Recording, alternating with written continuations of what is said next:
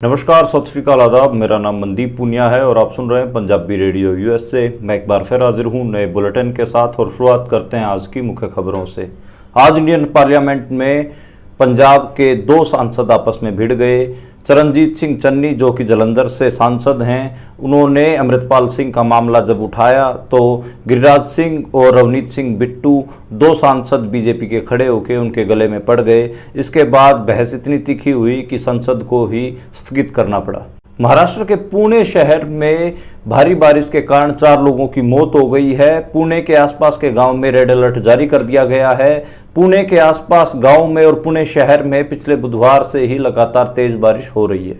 आज supreme court ने राज्यों के हक में एक बड़ा फैसला दिया है। सुप्रीम कोर्ट ने कहा है कि राज्यों के पास खनिजों और खदानों पर टैक्स लगाने का पूरा अधिकार है। इससे पहले कई साल से सेंटर ही रॉयल्टी और टैक्स वसूल कर रहा था। यूपी में कांवड़ यात्रा के दौरान दुकानदारों को नेम प्लेट लगाने वाले मामले को अब अमेरिका ने भी उठाया है। अमेरिका के विदेश मंत्रालय के प्रवक्ता मैथ्यू मिलर ने एक पत्रकार के सवाल के जवाब में कहा है कि भारत के सुप्रीम कोर्ट ने उस पर रोक लगा दी है। वह खबरें लगातार देख रहे थे और अमेरिका धर्म के आधार पर इस तरीके के वितकरे के खिलाफ है। जैसे जैसे महाराष्ट्र में विधानसभा चुनाव नजदीक आते जा रहे हैं, वैसे वैसे महाराष्ट्र की पॉलिटिक्स गर्मा रही है।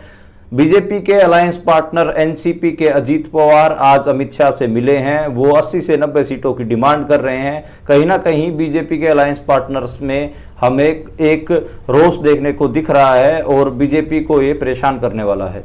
आज हिसार में हरियाणा के मुख्यमंत्री नायब सिंह सैनी की एक सभा में काउंसलरों ने हंगामा कर दिया। काउंसलरों का कहना था कि उनका मानदेय बढ़ाया जाए और जो भी काम सरकार करवा रही है उसकी निगरानी करने की अनुमति उन्हें मिले। हरियाणा के भिवानी जिले के भवानीखेड़ा गांव में चर्च बनाने को लेकर 3 गांव के सरपंच भड़क गए हैं। तीनों गांव के सरपंचों का कहना है कि पंजाब की तर्ज पर हरियाणा में भी अब क्रिश्चियन धर्म परिवर्तन करवाने की एक पूरी मुहिम चलेगी। इसको लेकर उन्होंने पुलिस भी बुलाई। साल 2024-25 के बजट में नॉन बीजेपी रूल्ड स्टेट्स की हुई अनदेखी को लेकर अब पंजाब के मुख्यमंत्री भगवंत मान ने भी अपना स्टैंड ले लिया है। इससे पहले कांग्रेस और एमके स्टालिन ने स्टैंड लिया था। तमिलनाडु के मुख्यमंत्रियों, कर्नाटक के मुख्यमंत्रियों, केरल के मुख्यमंत्रियों, उन्होंने एक स्टैंड लेकर कहा था कि वो 27 तारीख को होने वाली नीति आयोग की बैठक में नहीं जाएंगे। अब पंजाब के मुख्यमंत्री भगवंत मान ने भी स्टैंड लेते हुए कहा है कि पंजाब की भी अनदेखी हुई है, इसलिए वो नीति आयोग की 27 जुलाई की बैठक में नहीं शामिल होंगे। हरियाणा के मेवात को हरियाणा पुलिस ने छावनी में बदल दिया है। वहां पर बहुत ज्यादा पुलिस तैनात कर दी गई है।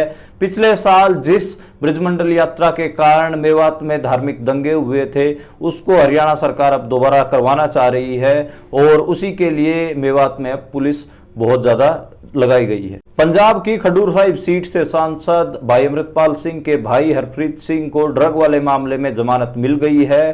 पुलिस ने उनके ऊपर 4 ग्राम ड्रग के साथ गिरफ्तार करने का आरोप लगाया था, लेकिन आज जज ने कोई ठोस पुलिस की तरफ से सबूत न दिए जाने के कारण हरप्रीत सिंह को जमानत दे दी है। पंजाब की रोपड़ जेल में एक कबड्डी खिलाड़ी की मौत हो गई है। परिवारजनों ने जेल प्रशासन के ऊपर पिटाई के आरोप लगाए हैं और ये भी आरोप लगाए हैं कि जेल प्रशासन जबरदस्ती उस कबड्डी खिलाड़ी को ड्रग देता था। ये थी आज की मुख्य खबरें। अब इन खबरों का विश्लेषण करते हैं और शुरुआत करते हैं पहली खबर से, जो कि आज इंडियन पार्लियामेंट से आई। आज इंडियन पार्लियामेंट में पंजाब के एमपीज आपस में भिड़ते हुए दिखाई दिए। जब चरणजीत सिंह चन्नी ने बोलना शुरू किया तो जो बीजेपी के मंत्री हैं वो लगातार खड़े। रवनीत सिंह बिट्टू, जो कि हम सबको पता है कि केंद्रीय राज्य मंत्री हैं, लेकिन वो लुधियाना से चुनाव हार गए थे। उनको राज्यसभा के माध्यम से कहीं ना कहीं बीजेपी ने उनको सदन में भेजा है। और जब चरणजीत सिंह चन्नी बोल रहे थे तो तुरंत जो रवनीत सिंह बिट्टू हैं वो खड़े होकर अजीब अजीब किस्म के बयानबाजी करने लगे। इसके कारण दोनों में तल्खी बढ़ी। पहले हम बात करते हैं कि जो चरणजीत सिंह चन्नी है वो बोल क्या रहे थे। चरणजीत सिंह चन्नी बेसिकली कई सारे मुद्दे उठाने की कोशिश कर रहे थे। उन्होंने कहा कि पंजाब, इस बजट में पंजाब की अनदेखी हुई है। इसके बाद उन्होंने खडूर साहिब से जो सांसद हैं अमृतपाल सिंह, उनका मुद्दा भी उठाया। उन्होंने कहा कि 20 लाख पंजाब के 20 लाख लोगों ने जिसको सांसद चुनकर भेजा उसको एनएसए में असम में बंद कर रखा है तो उसकी रिहाई होनी चाहिए। ये बात जब चरणजीत सिंह चन्नी ने कही तो जो बिहार से सांसद हैं गिरिराज सिंह और केंद्रीय मंत्री भी हैं, उन्होंने खड़ा होकर कहा कि दरअसल आप एक खालिस्तानी, जिसने आपकी कांग्रेस की नेता इंदिरा गांधी का कत्ल किया था जिस विचारधारा ने, उसी की रिहाई की मांग कर रहे हैं। उसके बाद एक तल्खी हुई, फिर रवनीत सिंह बिट्टू भी खड़े हुए। रवनीत सिंह बिट्टू ने भी बीच में कुछ बोलने की कोशिश की। तो चरणजीत सिंह चन्नी ने कहा कि कहीं ना कहीं आपके जो पिताजी की जो असली मौत है वो उस दिन हुई जिस दिन आपने कांग्रेस पार्टी छोड़ी। फिर रवनीत सिंह बिट्टू ने कहा कि उनके दादाजी ने जो शहादत दी थी, उन्होंने शहादत शब्द का इस्तेमाल किया, कि वो देश के लिए दी थी, कांग्रेस पार्टी के लिए नहीं दी थी। हालांकि पंजाब में उनके दादा को कोई भी शहीद नहीं मानता, बल्कि पंजाब के लोगों का सेंटीमेंट तो इस किस्म का है कि जिस किस्म का उनके दादा ने लोगों के ऊपर जो पुलिसिया जबर किया था उसकी सजा पंजाब के लोगों ने उनको दी थी। तो ये एक हिसाब से आप कहें कि इस किस्म के अलग अलग चीज़ें हैं। सेंटर में जाके कोई कुछ भी माने, लेकिन स्टेट में लोगों की क्या भावना है उसको भी पढ़ना जरूरी है। तो पंजाब के लोग तो ये मानते हैं कि जो रवनीत सिंह बिट्टू के दादा थे उन्होंने पुलिसिया जबर किया लोगों के ऊपर, और जो सिख मूवमेंट में जो लोग सक्रिय थे उनके ऊपर भी जबर किया, निर्दोष लोगों के ऊपर जबर किया, बहुतों के फेक एनकाउंटर करवाए, इसलिए उनको सजा दी गई।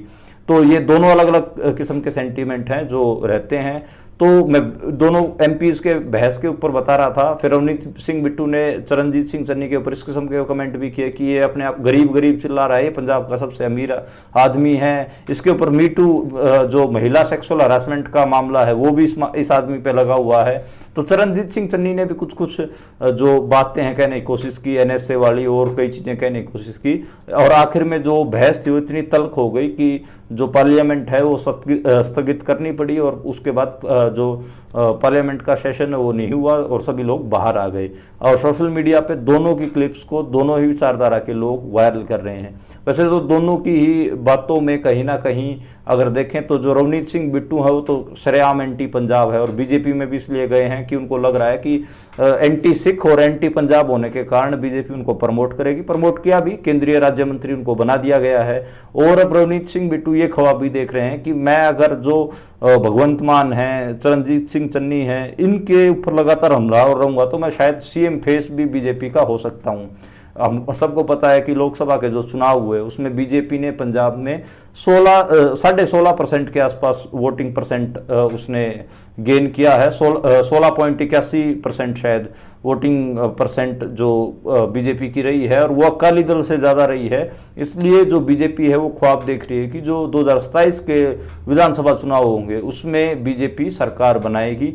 और जो रवनीत सिंह बिट्टू है वो उसी का प्रोजेक्ट का हिस्से के तहत उनको बार बार हाईलाइट किया जा रहा है। कभी उनके दादा को शहीद बताया जा रहा है, कभी वो अपने दादा की शहादत को ऐसे कि देश के ऊपर न्यौछावर करने वाली बात कह रहे हैं, जबकि हम सबको पता है कि असलियत क्या है।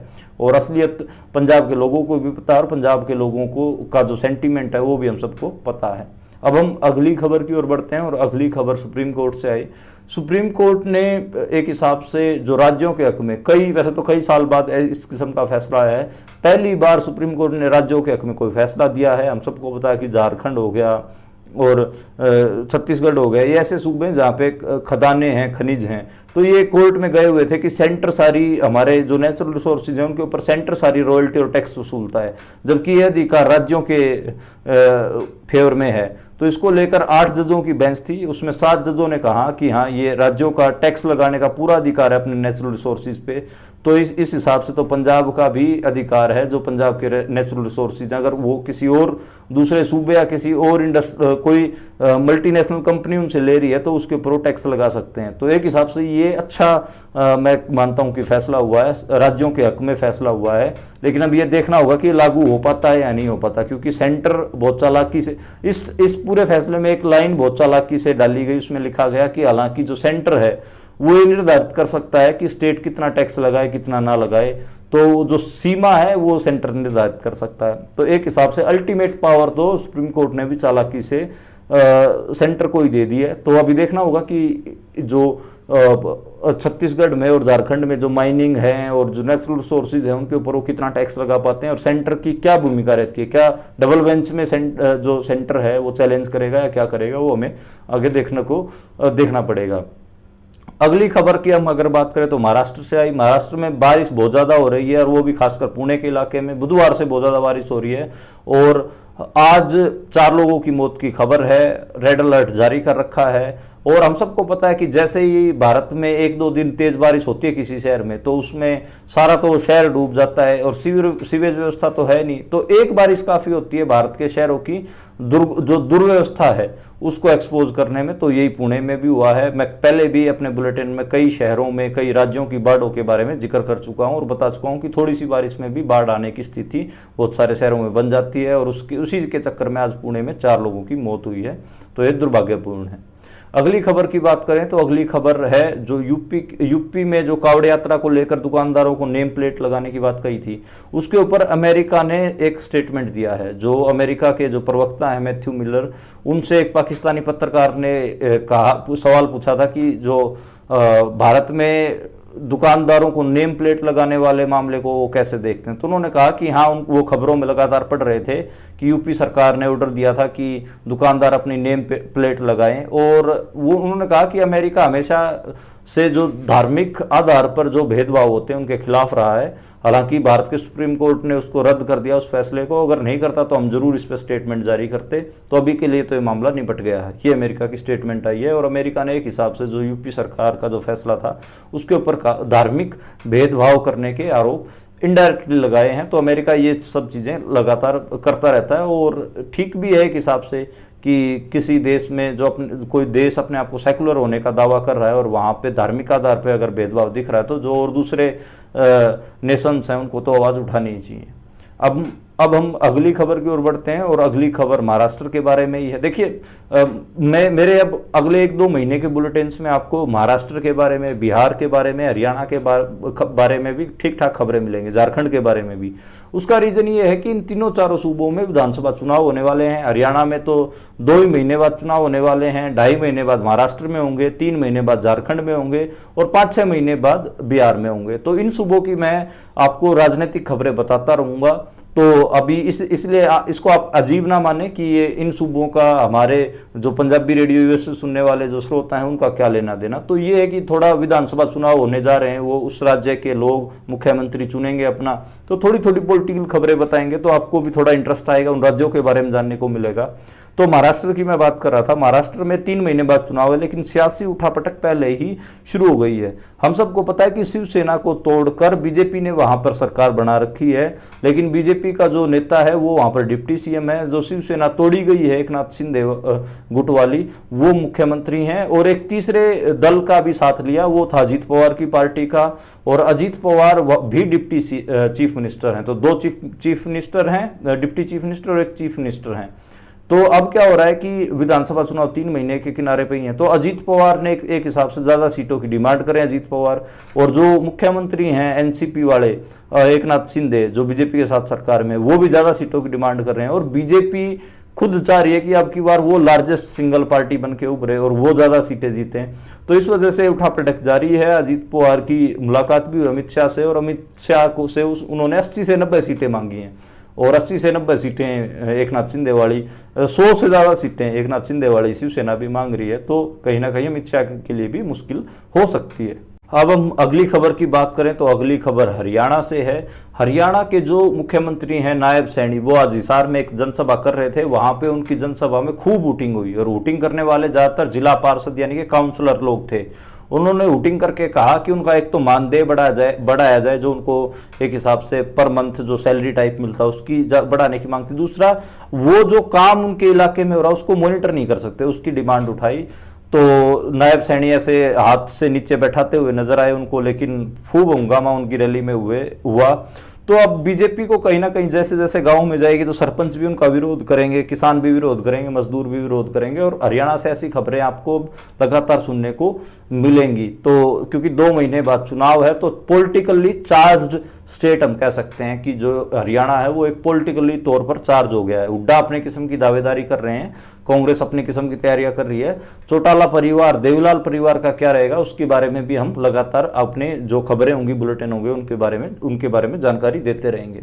अगली खबर की बात करते हैं तो अगली खबर भी हरियाणा से ही है। हरियाणा में जो बीजेपी का जो प्लान है कम्युनलाइजेशन करने का, हिंदू मुसलमान करने का, वो अब की बार दोबारा दिख रहा है मेवात में, और मेवात को पुलिस छावनी में तब्दील कर दिया है।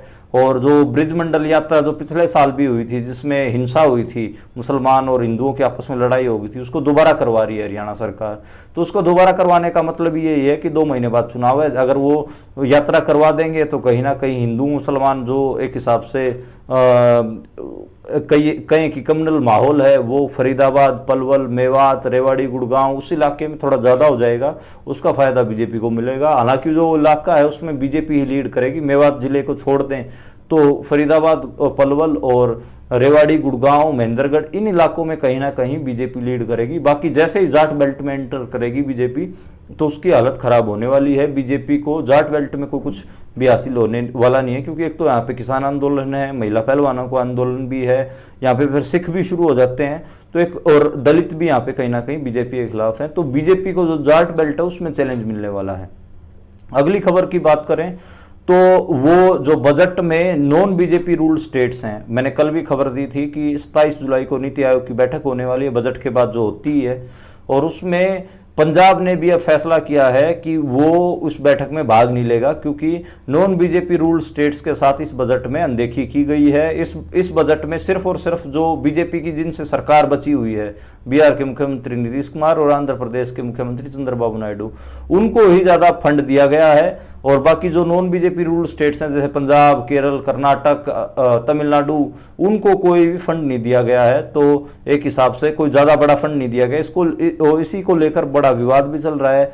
और फाइनली अब भगवंत मान ने भी कोई स्टैंड लिया है। पहले तो लग रहा था कि भगवंत मान को स्टैंड नहीं लेगा और जाके बैठ जाएगा और जो उसको दिया जाएगा वो ले लेगा, लेकिन दिल्ली में उसके ऊपर जितना प्रेशर डाला गया है उस हिसाब से उसने अब की बात स्टैंड ले लिया है। तो भगवंत मान कहीं ना कहीं 27 जुलाई को शामिल नहीं होंगे उस बैठक में नीति आयोग की। तो देखना होगा कि क्या फैसला आता है, क्या उसमें निकल के आता है।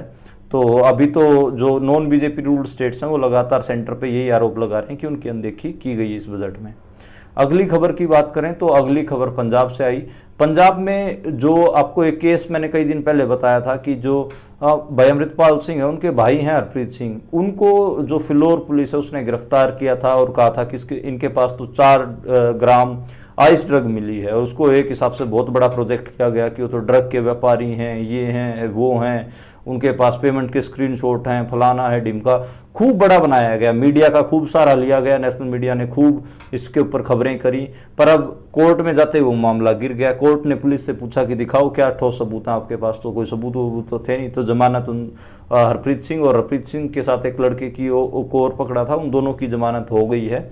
और अब एक हिसाब से कहीं ना कहीं जो इस किस्म की हरकतें हैं पंजाब पुलिस वो इसलिए कर रही है क्योंकि अमृतपाल सिंह और उनके परिवार को बदनाम किया जा सके। इस चुनाव में जो पंजाब में लोकसभा का जो चुनाव हुआ इसमें पंजाब में जो नशे का मुद्दा बना वो कहीं ना कहीं जो अमृतपाल सिंह का जो परिवार था, उनके पिताजी थे, उनकी वजह से इतना बड़ा वो इशू बना नशे के खिलाफ। और इसी वजह से कहीं ना कहीं जो पुलिस है वो इनको नशे का तस्कर दिखाने की कोशिश करे उनके भाई को। जबकि 4 ग्राम मतलब जब आप पकड़ रहे हो तो 4 ग्राम रिकवरी कौन सी रिकवरी होती है? तो हम उससे 4 ग्राम क्या कोई ड्रग डीलर लेके तस्करी करता फिरेगा? ये तो मेरे को बिल्कुल समझ से बाहर थी। तो कहीं ना कहीं हम सबको पता है कि ये प्लांटेड काम था और कोर्ट में जाके गिरना ही था। तो फाइनली अब उसको जब उनको जमानत मिल गई है तो वो बाहर आ गए। अगली खबर की बात करें तो रोपड़ जेल के से है, पंजाब से ही। रोपड़ जेल में एक कबड्डी खिलाड़ी थे, उनकी मौत हो गई है। तो उनके परिजन कह रहे हैं कि पुलिस वालों ने पिटाई की है, जेल प्रशासन ने उनको वो नशा दिया है। वो जो लड़का था वो एनडीपीएस केस में बंद था और जेल प्रशासन कह रहा है कि नशे की ओवरडोज से मरा है। लेकिन सवाल तो ये है कि जेल में नशा पहुंचा कैसे? परिवार कह रहा है कि उनको नशा जबरदस्ती प्रशासन ने खिलाया, जेल प्रशासन ने, ताकि मारा जा सके। तो इस किस्म की थियरीज हैं। हालांकि अभी इन्वेस्टिगेशन होगी तभी पता चलेगा कि फाइनली सच क्या है। अगली खबर की बात करें तो किसान मोर्चे से, किसान आंदोलन से है। किसान जो शंभू बॉर्डर पे और खनौरी बॉर्डर पे जो किसान आंदोलन चल रहा है उसके मैंने कल आपको खबर दी थी कि राहुल गांधी से मिल के आए, विपक्ष के जो और सांसद हैं उनसे मिल रहे हैं और कह रहे हैं कि एमएसपी गारंटी कानून के लिए वो प्राइवेट मेंबर बिल लेके आए। और विपक्ष जो अपोजिशन है वो भी इस बिल को पेश कर सकता है। तो ये कई सारी बातें हैं। इसको लेकर एक दो चीज़ें और हुई हैं किसान आंदोलन में। अपडेट ये आए हैं कि जो संयुक्त किसान मोर्चा गैर राजनीतिक और किसान मजदूर मोर्चा है, जो कि दोनों जगह पे धरने दे रहा है। मैं राज्यपाल गुट की बात नहीं कर रहा जो अपने घरों में बैठा है, कोई आंदोलन नहीं कर रहा। मैं इन जो बॉर्डरों पे बैठे इनकी बात कर रहा हूँ। तो इन्होंने 2-3 कॉलें दी। इन्होंने कहा कि वो हरियाणा में बड़ी पंचायतें करेंगे, महापंचायतें करेंगे और 15 अगस्त को भी ट्रैक्टर रैलियां निकालेंगे। तो अभी देखना होगा कि और कॉल क्या आती हैं। आज भी उनकी मीटिंगें हुई हैं, कल भी उनकी मीटिंग होगी, कल कोई बड़ी कॉल का फैसला आ सकता है। किसान आंदोलन में बहुत सारे इस तरीके के सवाल हैं कि अब किसान आंदोलन का आगे क्या बनेगा, क्या किसान ऐसे ही बॉर्डरों पे बैठे रहेंगे। तो मेरी कुछ किसान नेताओं से बात हुई थी। उन्होंने कहा कि सुप्रीम कोर्ट ने जो एक हिसाब से थोड़ा टाइम दिया है उसको, और जो स्टेटस को लगाया है, तो अगली तारीख की वो वेट कर रहे हैं और आगे देख रहे हैं कि किस किस्म का फैसला आता है। कमेटी बनाने की बात हो रही है, तो एक बार थोड़ी क्लैरिटी मिल जाए उसके बाद किसान नेताओं का कहना है कि जैसे जैसे सर्दी का मौसम आता शुरू होएगा, अभी तो गर्मी और बारिश बहुत ज़्यादा है और धान का सीजन भी है, तो किसान नेताओं का मानना है कि अक्टूबर से वो कोई बड़ी कॉल देंगे और अक्टूबर से किसान आंदोलन आपको दोबारा थोड़ा बड़ा दिख सकता है। ये किसान नेताओं की जो मेरी बातचीत हुई उसमें उन्होंने मुझे बताया है। आज के बुलेटिन में इतना ही। कल दोबारा मिलते हैं इसी तरीके की खबरों के साथ, नए विश्लेषण के साथ। आप देखते और सुनते रहिए पंजाबी रेडियो यूएसए। शुक्रिया।